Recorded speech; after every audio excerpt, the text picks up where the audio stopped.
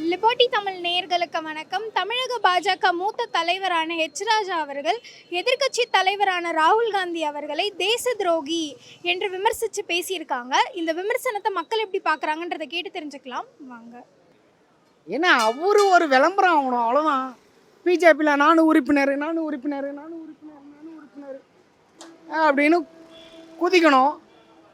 அதுக்கு பேசுகிறாரு, பேசட்டும். நீங்கள் அடிப்படை கோடீஸ்வரன்.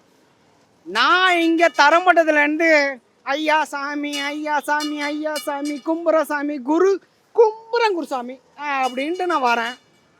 அப்போ எனக்கு தேவை பணம். நான் அடிப்படையிலேயே பணக்காரன்டா. எனக்கு தேவை எதுக்குடா போனோம்? எனக்கு தேவை அரசியல். என்னை நம்பி மக்கள் ஓட்டு போடுறாங்களா? அதுதான். அது ராகுல் காந்திகிட்ட இருக்கு. நான் கும்புறேன் குருசாமி அப்படின்னு வர்றாரு பாரு. அது நான் இவர் பர்டிகுலராக சொல்ல, பட்டு ஓகேங்களா? இது வேற, இந்த கான்செப்ட் வேற, அந்த கான்செப்ட் வேற. தேச துரோகிங்கிறதே ராஜா தான், ராகுல் காந்தி கிடையாது. அவங்க ஃபேமிலியே அரசியலில் ரொம்ப இதானவங்க. ராஜா ஆர்எஸ்எஸ் அமைப்பில் உள்ளவர். தேச துரோகிங்கிறது ராஜா தான். ராஜா தான் தேசத்துறை, ராகுல் காந்தி கிடையாது. வன்மையாக கண்டிக்கிறோம். அவர் இந்தியாவிலே வாழக்கூடிய தகுதி இல்லாதவர். தமிழ்நாட்டு ஒரு நாட்டின் பிரதமராக வரக்கூடியவரை இந்த கேள்வி கேட்டார் தான். எந்த கேள்வி? நீ எந்த பொறுப்புலையும் இல்லை. ராஜா மாநில பொறுப்பில் தான் இருக்கேன். அதான் அவர் உலகத்தில் வாழ்ந்த தகுதி இல்லாதவர் ராஜா.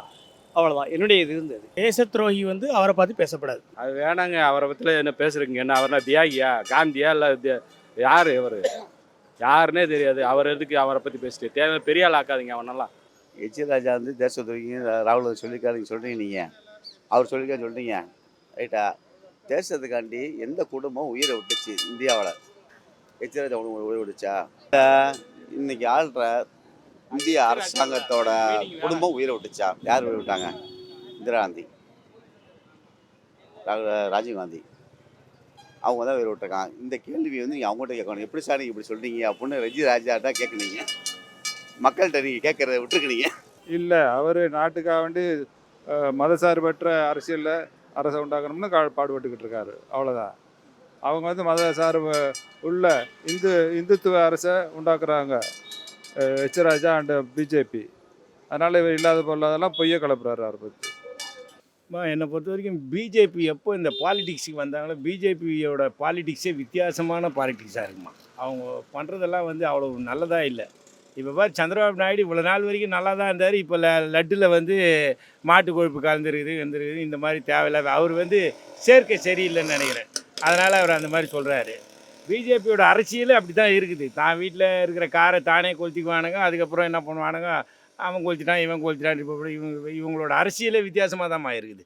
அதனால் பிஜேபியில் ராஜாலாம் அவர் என்னத்தை எனக்கு அவரெல்லாம் நான் அரசியல்வாதியாகவே பார்க்கலாமா. அவர் அப்படி தான் பேசுவார். மைனா படத்தில் கும்புறன் குருசாமி கல்வி பாலத்தில் கல்வி அந்தரத்தில் தொங்கிட்டு இருக்கோம். அப்போ பிஜேபி நான் உங்களுக்கு இது செய்கிறேன், அது செய்கிறேன், அப்படி செய்கிறேன், அலாக்கா தூக்குறேன், மலாக்கா தூக்குறேன். அது தேவையில்லையே. ஆக்சிடெண்ட் ஆகிறதுக்கு முன்னாடி என்னடா தடுப்பூசி வரும்? அதுதானே மெயின் தடுப்பு. இப்போ இந்த தடுப்பூசி வரல, இந்த ஸ்கூட்டியில் போகிறேன், கொண்டு போய் கூத்தணுன்னு வச்சுக்க, தடுப்பு சூழலில் தான் நிற்கணும். நான் அங்கிட்டு மல்லாக்கா உழந்தானே வச்சுக்க, நீ அல்லாக்கா தூக்கிட்டு போயிட்டு ஆம்புலன்ஸில் வச்சுருவ. அந்த ஆம்புலன்ஸ் எனக்கு தேவையில்ல. அவர் என்னைக்குங்க பேசி நல்லா இருக்கு. பட் அவர் ஒரு சீனியரு, ஒரு சீனியாரிட்டி, ஓகே. அவர் ஒரு கட்சி பொறுப்பில் இருக்கார், ஓகே. பட் நான் என்ன கேட்குறேன்னா, வயசுக்கு தகுந்தாப்புல ஒரு சீனியாரிட்டி என்ன பண்ணணும், இளைஞர்களுக்கு வழி நடத்தக்கூடிய ஒரு பொசிஷனில் இருக்கணும். இளைஞர்களை தவறான வழியில் கொண்டு போகிற கூட மைண்ட் செட்டில் இருக்கக்கூடாது. ஆமாம், அவங்க ஃபேமிலி, அவங்க பாட்டி எல்லாமே, அப்பா எல்லாமே தேசத்துக்காக தன் உயிர்களை ஃபேமிலி இதை விட்டவங்க. அவங்க தாத்தா ஜவஹர்லால் நேருலாம் இந்தியா நாட்டுக்காக ரொம்ப பாடுபட்டார். 20-25 வருஷமாக பிரதமராக இருந்தார், நல்லது தான் செஞ்சுருக்காரு. இவங்க ஆர்எஸ்எஸ் அமைப்பு இந்தியாவே ஒரே தேர்தல் ஒரே கொள்கைன்னு சொல்லிக்கிட்டு இருக்காங்க. தமிழ்நாட்டில் எக்காரணத்தை கொண்டும் பெரியார் மண். இது பெரியாரை தவிர வேறு யாரும் இது பண்ண முடியாது. இங்கே இந்துத்துவம் முக்கியம்னு இது பண்ணி ஒரே நாடு ஒரே எலெக்ஷன் இதுன்னு சொல்கிறாங்க. அது ஒரு காலத்துலையும் நடைமுறைக்கு வராது. இல்லை, அவருக்கு 1000 கருத்துக்கள் இருக்கலாம். அவர் கருத்துக்காண்டி நம்ம எல்லாரும் பதில் சொல்லணும்னு அவசியம் கிடையாது. ஆமாம், நீங்கள் அவர்கிட்ட கேட்குறீங்க. எஸ் ராஜா அப்பா இறந்துருக்காரா தேசத்துக்காக? இல்லை அவங்க அம்மா இறந்துருக்காரா? எஸ் ராஜா உலகத்தில் வாழறதுக்கு தகுதி இல்லாதவருன்ட்டலாம் ஒரே வார்த்தை. உங்களுக்கு எனக்கும் பொறாமைன்னா வந்து அப்படி தானே, வளர்றது வந்து பொறாமைகள் தானே. என்ன, ராகுல் காந்தி வரக்கூடாதுன்னு இவங்க ஆசைப்படுறாங்க. அது வந்து நாங்கள் ஏற்றுக்குறோம், ராகுல் காந்தி வரணும் நாட்டின். அவரை யார் மூத்த தலைவர்னு நீ முடிவு பண்ணிட்டா? அவர் நாங்களாம் அவரை தலைவராகவே மதிக்கலைன்னா மூத்த தலைவர்ன்ற. அவர் தலைவராகவே மதிக்கலை. அவர் என்ன பேசுவார்? எப்போ பாரு என்ன சொல்லுவார்? வேற அந்த ஆள்லாம் ஒரு அரசியல்வாதிக்கு உண்டான எந்த தகுதியும் இல்லைம்மா அந்த ஆள்கிட்ட. எனக்கடா பிஜேபி லீடர்ஸில் வந்து தமிழிசை சவுந்தரராஜன் கூட போன வாரம் வரைக்கும் விஜய் அப்படியே தூக்கி பேசிக்கிட்டு இருந்தாங்க. இப்போ பெரியார் திடலுக்கு போன உடனே விஜய் எப்படி பேசுகிறாங்க? அவங்க அரசியலே அப்படிதாம்மா. அவங்க அரசியலே வித்தியாசமான அரசியல். அவங்க அரசியலை வந்து நம்ம தமிழ்நாட்டு மக்கள் கண்டிப்பாக ஜீர்ணிக்க மாட்டாங்க. அவங்க அரசியல் இங்கே செல்லுபடியும் ஆகாது, அவங்க பண்ணுற அரசியல். தேசத்துறைன்னா என்ன மீனிங் தெரியுமா அவருக்கு? சரியா, ஃபஸ்ட்டாக பண்ண என்றைக்கும் வந்து நம்முடைய சாதாரண இல்லை. அப்போ நானும் இவரும் இருக்கோம், நண்பர் இருக்கோம். ஆனால் இவருக்கு துறை பண்ண பார்த்தியா, அதுதான் தேசத்துறைக்கு. ஆனால் அந்த மாதிரி யாரும் பண்ணதில்லை. ஆனால் இவர் சொல்கிற பார்த்தியா, கிறிஸ்திராசா ராகுல் சார் அப்படி சொல்கிறோம்ல, அது உண்மை அப்பட்டமான பொய். இது வந்து அரசியல் சூழ்ச்சியில் காரணம் தான் அப்படின்னு பேசுகிறேன். சரியா, இன்றைக்கி வந்து ராகுல் Gandhi is the man of the best, one of the most intelligent is the Tamil Nadu. ஓகேவா? சரியா, இந்தியா.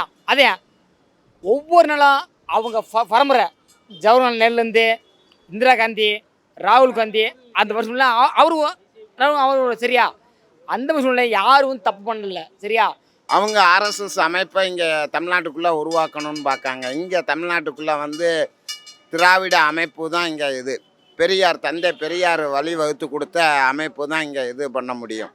இந்துத்துவம் அது இதுன்னு இவங்க ஆர்எஸ்எஸ் வந்து உள்ளுக்க இது பண்ணுறாங்க. அப்படி பார்த்தா உதாரணத்துக்கு இப்போ 40 சீட்டில் ஒரு சீட்டு கூட வர முடியலை. தேச துரோகி வந்து எச் ராஜா தான்.